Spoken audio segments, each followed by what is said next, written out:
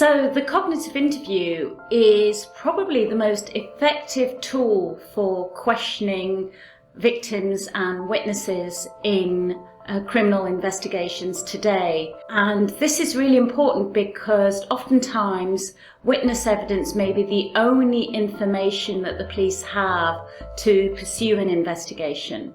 So what the cognitive interview is a procedure that is derived from scientific studies of memory, and in particular the way in which we retrieve information from memory. There are two basic theoretical principles underlining the use of the cognitive interview. The first one is encoding specificity theory.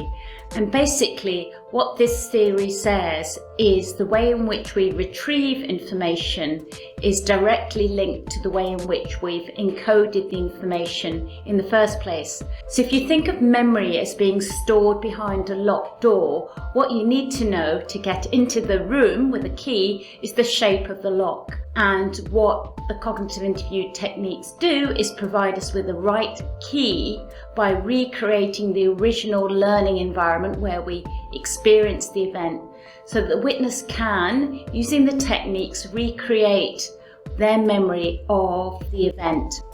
The second principle is that there are multiple pathways to access the event. Memory is essentially a network of associations. So if one technique doesn't work, we can try another technique. And by encouraging interviewers to use multiple retrieval attempts, you can get a more detailed report from an eyewitness, again without compromising accuracy. So if we return to the same key analogy, what we can say is there may be more than one key that we can use to open the lock and retrieve the memory of the original event. One of the main techniques of the cognitive interview, and this is believed to be the most effective technique, is to mentally reconstruct the physical and personal context at the time the crime was witnessed. Now, there are many studies to support the use of context reinstatement, but one of the studies that's probably best known is Alan Baddeley's very clever study of divers who were asked to learn word lists on sand or underwater. Now, where divers were tested in the same environment that they learned the word list, they were able to recall significantly more words from that list than when the context in which they learned the list was changed. So in practice, what the cognitive interview does is it provides a police officer with a package of techniques that are based on scientific evidence that we know can really increase the amount of information a witness can recall, and with accuracy. The cognitive interview is really seen as a way of communicating with the witness, as well as providing techniques that can be used to increase the detail and accuracy with which a witness can remember what they've seen and heard.